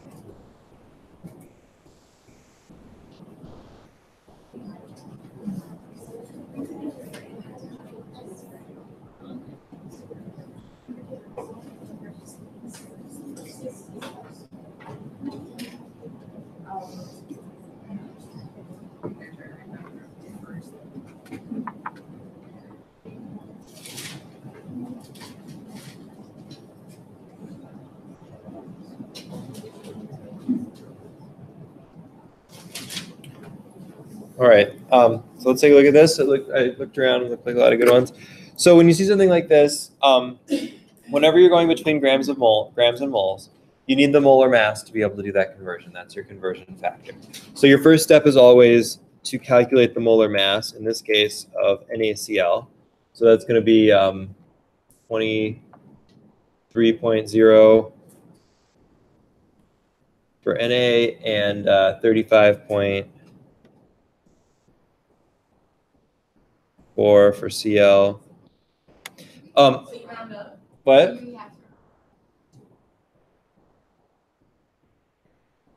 You could go 22.99 if you want. I was just rounding to. It doesn't matter. In fact, a lot of cases we'll just use the integer. In this case, because the question was asked with 1 decimal place, that's why I decided to round to 1 decimal place. As we said back in the first chapter, there are rules for this. We're just not doing them this semester, so you can round however you want to round. It's fine. So we put those together, we get 58.4. And that's grams per mole for sodium chloride. So how many grams of sodium chloride are in 1 mole?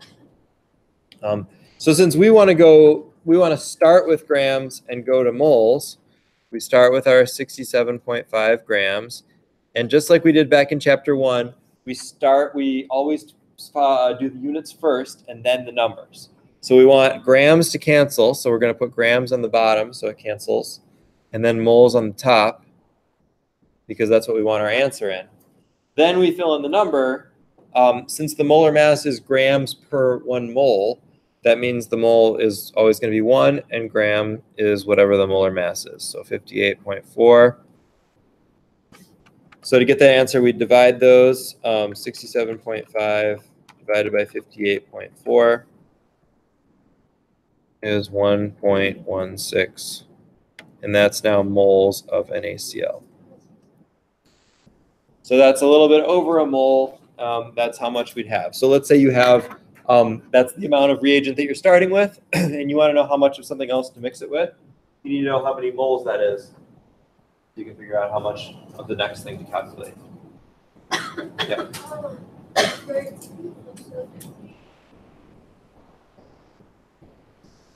So it's because we want grams to cancel so that we're left with moles. So you always put the units you want to cancel across the horizontal line.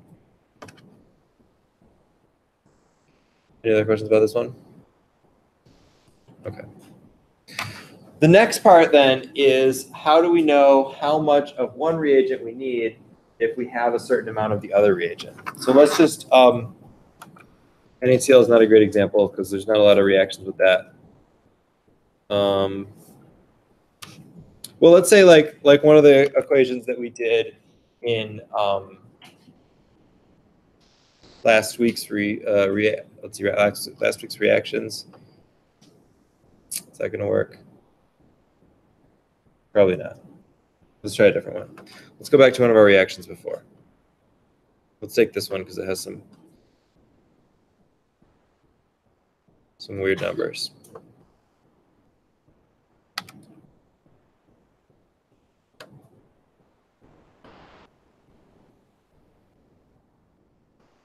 Let's say we have this equation again.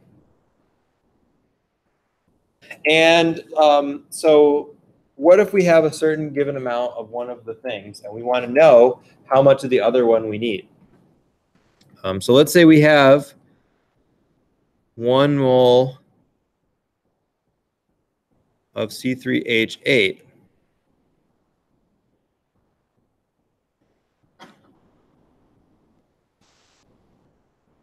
How much oxygen is needed? So you look up at the equation, and if we have 1 mole of propane and we want to react that with oxygen, how much oxygen is needed?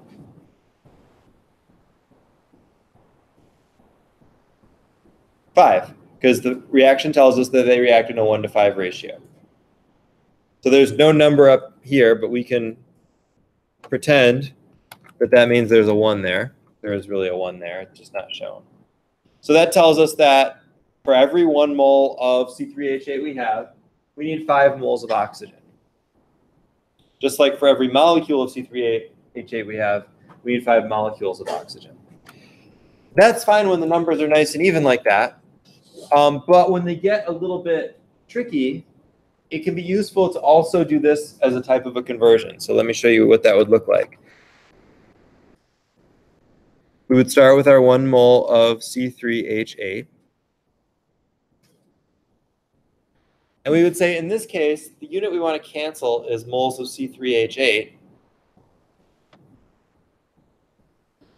And what we actually want is moles of oxygen. That's what the question is asking for. So we want to find a conversion factor to tell us what is the ratio between moles of oxygen and moles of C3H8. And those numbers come straight from the equation. So once you have a balanced equation, you can just plug those numbers in.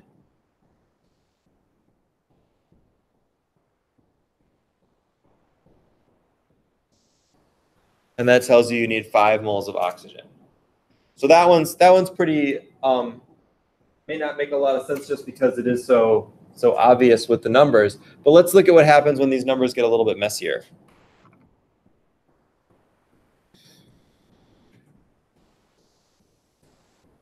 So let's say we have 2.5 moles of oxygen this time.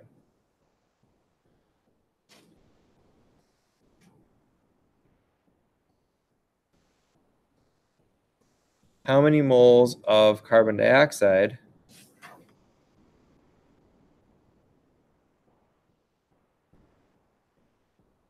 can we make? So again, I want you to treat this just like a simple conversion. You're given moles of oxygen, and you want to know how many moles of carbon dioxide. We're going to use the equation, but there's nothing else tricky about it. So we're going to start with the number we're given, 2.5 moles of oxygen. And we're going to do a conversion factor so that moles of oxygen cancel, and instead we have moles of carbon dioxide. Again, we get those numbers straight from the balanced chemical equation. So the number in front of CO2 is 3, so that goes here. And the number in front of oxygen is 5. That's what the balanced equation, remember, is actually telling us. That for every 5 molecules of oxygen, we get 3 molecules of carbon dioxide out. So that ratio is maintained throughout in this reaction. So we can use that to solve these kinds of things, now at the mole scale instead of the molecule scale. In this case, that wasn't with 2.5 moles of O2, and they're in this weird 3:5 ratio. So it wasn't like we could just look at the equation and figure out how much we need. We have to actually do the calculations. So in this point, we would multiply by the top and divide by the bottom. So 2.5 times 3, and then divided by 5 gives you 1.5. So that tells us that we need 1.5, or we would make 1.5 moles of CO2 in this reaction. So once you have the balanced equation, you can start with any molar quantity of one of the reactants or products, and you can figure out any other one just by doing this, just a one-step conversion using the numbers from the balanced equation. And this is called mole-to-mole conversion factors. So you can figure out what you could make from another one. All right, let's try. We've got about 10 minutes left. Let's try to put this all together.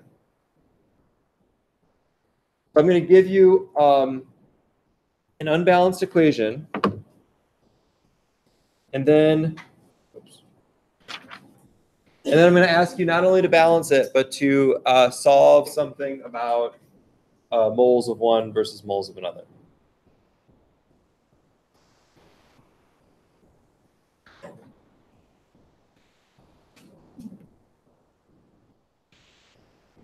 So solid aluminum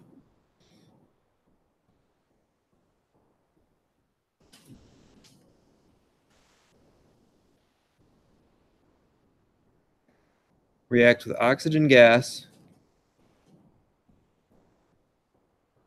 to form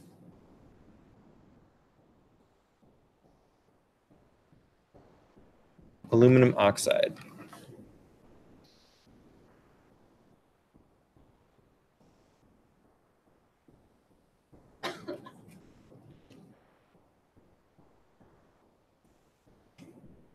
How many moles of oxygen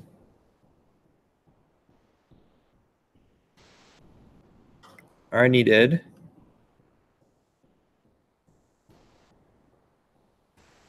to react with 6 moles of aluminum. So in case you didn't know, aluminum, when it says solid aluminum, like this one pure element, for the equation, that's just going to be Al. And then oxygen gas is not just O, what is it? O2. So, and then aluminum oxide, you should be able to figure out from the charges and stuff. So to do something like this, just to fill you in on the steps, you've got to write a balanced equation so that you know what the ratios are. And then you can plug in that number, 6 moles, and do the conversion from aluminum. Oh, and I forgot a question mark.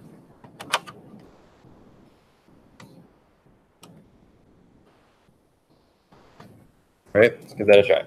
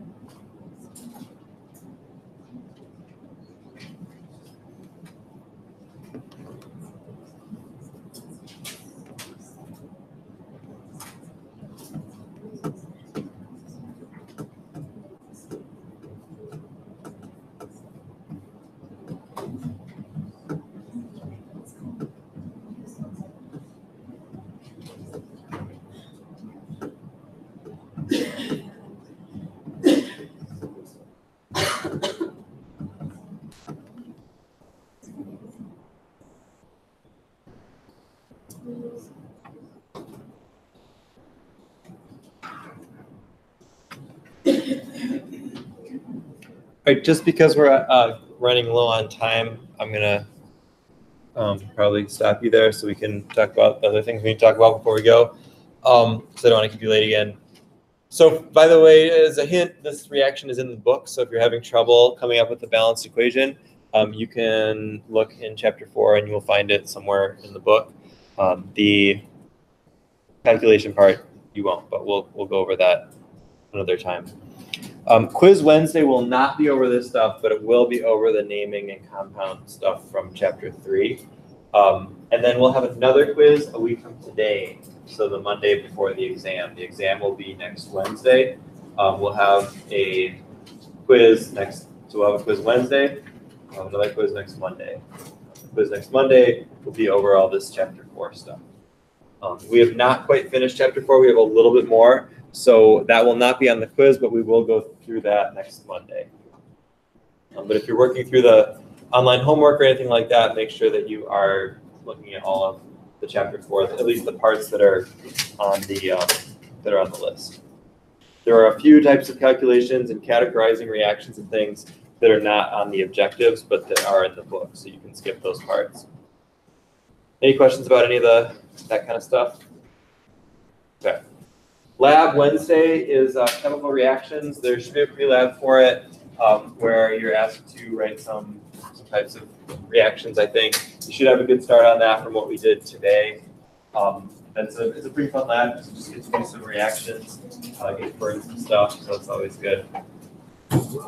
And I think that's it. Then just get ready for the exam next week. Let me know if you have questions.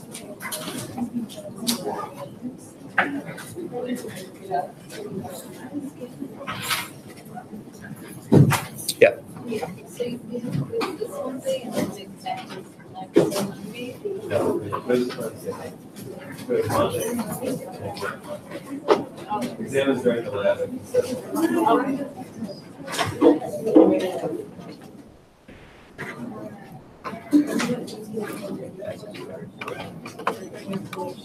lab.